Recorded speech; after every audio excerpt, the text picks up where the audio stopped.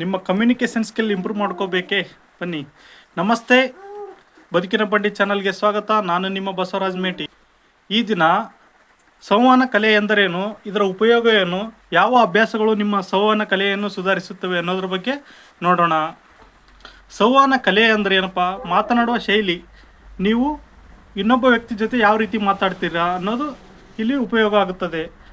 ಯಾವ ಶಬ್ದವನ್ನು ಎಲ್ಲಿ ಯಾವಾಗ ಯಾವ ರೀತಿ ಮಾತನಾಡಬೇಕನ್ನೋದು ಭಾಳ ಉಪಯೋಗವಾಗುತ್ತದೆ.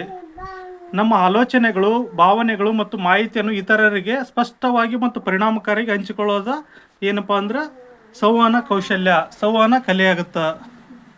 ನಾವು ಏನು ಹೇಳ್ಬೇಕಂತ ಇದೀವಲ್ಲ ಆ ವಿಷಯವನ್ನು, ನಮ್ಮ ಆಲೋಚನೆಗಳು, ಭಾವನೆಗಳು ಮತ್ತು ಮಾಹಿತಿಯನ್ನು ಇನ್ನೊಬ್ಬ ವ್ಯಕ್ತಿಗೆ ಸರಿಯಾದ ರೀತಿಯಲ್ಲಿ ಮತ್ತು ಪರಿಣಾಮಕಾರಿಯಾಗಿ ಹೇಳುವುದು ಸಂವಹನ ಕಲೆ. ಸಂವಹನ ಕಲೆ ಯಾಕೆ ಇಂಪಾರ್ಟೆಂಟು? ನಾವು ಮಾತನಾಡುವ ಶೈಲಿ ಭಾಳ ಇಂಪಾರ್ಟೆಂಟು. ಕಮ್ಯುನಿಕೇಷನ್ ಸ್ಕಿಲ್ ಅನ್ನೋದು ಭಾಳ ಇಂಪಾರ್ಟೆಂಟ್ ಆಗುತ್ತೆ. ಯಾಕಪ್ಪ ಅಂದ್ರೆ ನಾವು ಮಾತನಾಡೋದ್ರಿಂದ ಇನ್ನೊಬ್ರಿಗೆ ಅದು ಇಷ್ಟನೂ ಆಗ್ಬೋದು ಮತ್ತು ಅದು ಬೇಜಾರು ಆಗ್ಬೋದು. ನಾವು ಸರಿಯಾಗಿ ಮಾತನಾಡೋದ್ರಿಂದ ನಮ್ಮ ಕಲೆ ಏನಾಗುತ್ತೆ, ಸುಧಾರಿಸುತ್ತದೆ. ಸಂವಹನ ಕೌಶಲ್ಯವನ್ನು ಸುಧಾರಿಸಿಕೊಳ್ಳುವುದರಿಂದ ವೈಯಕ್ತಿಕ ಜೀವನವಿರಲಿ, ಶಿಕ್ಷಣ ಇರಲಿ, ಉದ್ಯೋಗ ಇರಲಿ, ನಮ್ಮ ವ್ಯವಹಾರದಲ್ಲಿ ನಾವೇನು ಮಾಡ್ಬೋದು, ಯಶಸ್ಸು ಕಾಣ್ಬೋದಾಗುತ್ತೆ. ಉತ್ತಮ ಸಂವಹನ ಕಮ್ಯುನಿಕೇಷನ್ ಸ್ಕಿಲ್ ಅಂದ್ರೆ ಹೆಚ್ಚು ಮಾತಾಡೋದೇನಲ್ಲ, ಸರಿಯಾದ ಮಾತನ್ನು ಸರಿಯಾದ ಸಮಯದಲ್ಲಿ ಸರಿಯಾದ ರೀತಿಯಲ್ಲಿ ಹೇಳುವುದ ಕಮ್ಯುನಿಕೇಷನ್ ಸ್ಕಿಲ್ ಆಗುತ್ತಾ. ಯಾವ ಅಭ್ಯಾಸಗಳು ನಮ್ಮ ಸಂವಹನ ಕಲೆಯನ್ನು, ಕಮ್ಯುನಿಕೇಷನ್ ಸ್ಕಿಲ್ನ ಸುಧಾರಣೆ ಮಾಡುತ್ತವೆ ಅಂದರೆ, ಮೊದಲೇದು ಹೆಚ್ಚು ಕೇಳುವುದನ್ನು ಕಲಿಯಿರಿ. ನೀವು ಎಷ್ಟು ಈಗ ಬೇರೆ ಹೇಳೋದನ್ನ ಕರೆಕ್ಟಾಗಿ ನೀವು ಕೇಳಿತಂದ್ರೆ ನಿಮ್ಮಲ್ಲಿ ಏನಾಗುತ್ತಾ, ಜ್ಞಾನ ವೃದ್ಧಿ ಆಗುತ್ತಾ, ಮಾಹಿತಿ ಕಲೆಯಾಗುತ್ತಾ. ಇಂಗ್ಲೀಷಲ್ಲಿ ಒಂದು ಗಾದೆ ಇದೆ, good listener is A good speaker ಅಂತ. ಒಬ್ಬ ಒಳ್ಳೆ ಕೇಳುಗ ಒಬ್ಬ ಒಳ್ಳೆ ಮಾತುಗಾರನಾಗ್ತಾನಂತ. ಯಾಕಪ್ಪ ಅಂದ್ರೆ ಅವನು ಕೇಳಿ ಸರಿಯಾಗಿ ಕೇಳಿ ಸರಿಯಾದ ಮಾಹಿತಿ ಸಂಗ್ರಹವಾಗಿ ಅವನು ಏನು ಮಾಡ್ತಾನೆ, ತನ್ನ ಮಾಹಿತಿಯನ್ನು ಮಾತನಾಡುವ ರೀತಿಯಲ್ಲಿ, ಸಂವಹನದ ರೀತಿಯಲ್ಲಿ ಏನಾಗ್ತಾನೆ, ಸರಿಯಾಗಿ ಸ್ಪಷ್ಟವಾಗಿ ಪರಿಣಾಮಕಾರಿಯಾಗಿ ಮಾತಾಡ್ತಾನೆ. ಎರಡನೇದು, ಸ್ಪಷ್ಟವಾಗಿ ಮತ್ತು ಸರಳವಾಗಿ ಮಾತನಾಡಿ. ನೀವೇನು ಹೇಳ್ಬೇಕಂತ ಇದಿರಲ್ಲ ಅದನ್ನು ಸ್ಪಷ್ಟವಾಗಿ ಮತ್ತು ಸರಳವಾಗಿ ಅವ್ರಿಗೆ ಈಸಿಯಾಗಿ ಅರ್ಥವಾಗೋ ರೀತಿಯಲ್ಲಿ ಹೇಳಿದರೆ ಏನಾಗುತ್ತಾ, ಅವರಿಗೆ ಅರ್ಥವಾಗುತ್ತಾ. ಆತ್ಮವಿಶ್ವಾಸ ಬೆಳೆಸಿಕೊಳ್ಳಿ. ನೀವು ಕಾನ್ಫಿಡೆಂಟ್ ಆಗಿರ್ಬೇಕು. ನೀವು ಮಾತನಾಡುವಾಗ ಕಾನ್ಫಿಡೆಂಟ್ ಆಗಿರಬೇಕು. ನೀವು ಎದ್ರುಕೊಂಡು ಹೇಳಿತಂದ್ರೆ ಏನಾಗುತ್ತಾ, ಅವ್ರು ಏನೋ ಸುಳ್ಳು ಹೇಳ್ತಾನ ಅಂತ ಅನ್ಕೋತಾರ. ಹಂಗಾಗಿ ನೀವು ಆತ್ಮವಿಶ್ವಾಸದಿಂದ ಹೇಳ್ಬೇಕು. ಏನೇ ಹೇಳೋದಿತ್ತಂದ್ರೂ ಆತ್ಮವಿಶ್ವಾಸದಿಂದ ಧೈರ್ಯವಾಗಿ ಹೇಳ್ಬೇಕಾಗುತ್ತಾ.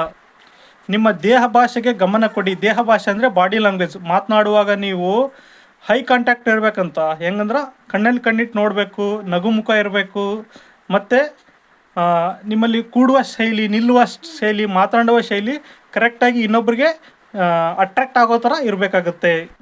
5ನೇ ಅಭ್ಯಾಸ ಯಾವುದು ಅಂದರೆ, ಓದುವ ಅಭ್ಯಾಸ ಬೆಳೆಸ್ಕೊಳ್ಳಿ. ನೀವು ಗುಡ್ ಕಮ್ಯುನಿಕೇಟರ್ ಆಗಬೇಕಂದ್ರೆ, ಒಳ್ಳೆ ಕಮ್ಯುನಿಕೇಟರ್ ಆಗಬೇಕಂದ್ರೆ ನಿಮ್ಮಲ್ಲಿ ಜ್ಞಾನ ಇರಬೇಕಾಗತ್ತೆ, ಮಾಹಿತಿ ಇರಬೇಕಾಗತ್ತೆ. ಹಾಗಾಗಿ ನೀವು ಒಳ್ಳೊಳ್ಳೆ ಪುಸ್ತಕಗಳನ್ನ ಓದೋದ್ರಿಂದ ನೀವು ಒಬ್ಬ ಒಳ್ಳೆ ಕಮ್ಯುನಿಕೇಟರ್ ಆಗ್ತೀರಿ, ಒಳ್ಳೆ ಸ್ಪೀಕರ್ ಆಗ್ತೀರಿ. ಎಲ್ಲಿ, ಹೇಗೆ, ಯಾರ ಜೊತೆ ಹೆಂಗೆ ಮಾತಾಡ್ಬೇಕನ್ನೋದನ್ನ ನೀವು ಪುಸ್ತಕಗಳನ್ನ ಓದೋದ್ರಿಂದ ನೀವು ಕಲಿಬೋದಾಗುತ್ತೆ. ಪ್ರತಿದಿನ ನೀವು ಓದುವ ಅಭ್ಯಾಸ ಮಾಡಿ ಮತ್ತು ಮಾತನಾಡುವ ಅಭ್ಯಾಸ ಮಾಡಿ. ನಿಮಗೆ ನೀವೇ ಮಾತನಾಡ್ಕೊಳ್ಳಿ, ಅಥವಾ ಕನ್ನಡಿ ಮುಂದೆ 5 ನಿಮಿಷ ಮಾತಾಡಿ. ಇಲ್ಲಾಂದರೆ ನಿಮ್ಮ ಮನೆಯವ್ರ ಜೊತೆ ಮಾತನಾಡಿ ಒಂದು 5 ನಿಮಿಷ. ಯಾವುದೋ ಒಂದು ಟಾಪಿಕ್ ತೊಗೊಂಡು ಅದ್ರ ಬಗ್ಗೆ ಪ್ರತಿದಿನ ಮಾತನಾಡಿ. ಇದರಿಂದ ಏನಾಗುತ್ತೆ, ನಿಮಗೆ ದಿನ ಮಾತಾಡ್ತಾ ನಿಮ್ಮ ಒಂದು ಸಂವಹನ ಕಲೆ ಏನಾಗುತ್ತಾ, ಸುಧಾರಣೆ ಆಗುತ್ತಾ ಹೋಗುತ್ತೆ ದಿನದಿಂದ ದಿನಕ್ಕೆ. ನೀವು ಪ್ರಶ್ನೆ ಕೇಳುವ ಅಭ್ಯಾಸ ಬೆಳೆಸ್ಕೊಳ್ಬೇಕಂತ.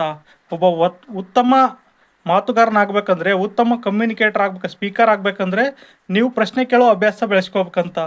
ಅದು ಹೆಂಗಾಯಿತು, ಅದು ಕಾರಣ ಏನು, ಅದು ಎಲ್ಲಿಂದ ಬಂತು, ನಿಮ್ಗೆ ಅನಿಸಿಕೆಗಳು ಹೇಳ್ರಿ ಅಂತ ಪ್ರತಿಯೊಂದನ್ನು ನೀವು ಕ್ವಶನ್ ಮಾಡಿತಂದ್ರೆ ಅದಕ್ಕೆ ನಿಮ್ಗೇನಾಗುತ್ತಾ, ಮಾಹಿತಿ ಸಿಗ್ತಾ ಹೋಗುತ್ತಾ. ಇದರಿಂದ ನಿಮಗೇನಾಗುತ್ತಂದ್ರೆ ನೀವು ಮಾತನಾಡುವ ಶೈಲಿಯನ್ನು ಸುಧಾರಣೆ ಮಾಡ್ಕೊಳ್ತಾ ಹೋಗ್ಬೋದಾಗುತ್ತಾ.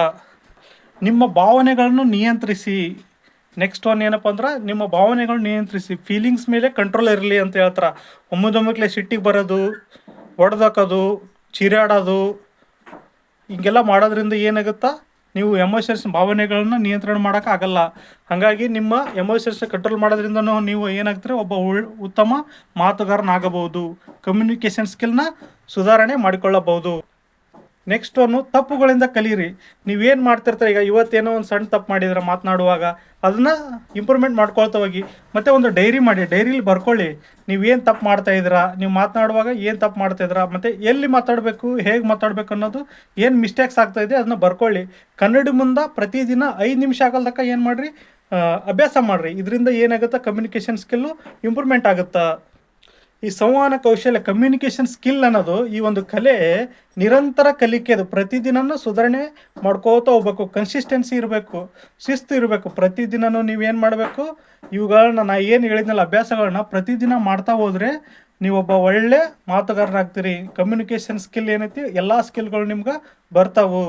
ಆದ್ದರಿಂದ ನಾ ಹೇಳಿರುವಂಥ ಎಲ್ಲ ಅಭ್ಯಾಸಗಳು ನಿಮ್ಮ ಸಂವಹನ ಕಲೆ, ಕಮ್ಯುನಿಕೇಷನ್ ಸ್ಕಿಲ್ನ ಸುಧಾರಣೆ ಮಾಡುತ್ತವೆ. ಹೆಚ್ಚಿನ ಮಾಹಿತಿಗಾಗಿ ಇನ್ನೂ ಇಂಥ ಒಳ್ಳೊಳ್ಳೆ ಟಾಪಿಕ್ಗಾಗಿ ಬದುಕಿನ ಬಂಡಿ ಚಾನಲ್ಗೆ ಸಬ್ಸ್ಕ್ರೈಬ್ ಆಗಿ, ಬದುಕಿನ ಬಂಡಿ ಚಾನಲ್ಗೆ ವಿಸಿಟ್ ಮಾಡಿ. ಮತ್ತೆ ಭೇಟಿಯಾಗೋಣ. ನಮಸ್ತೆ.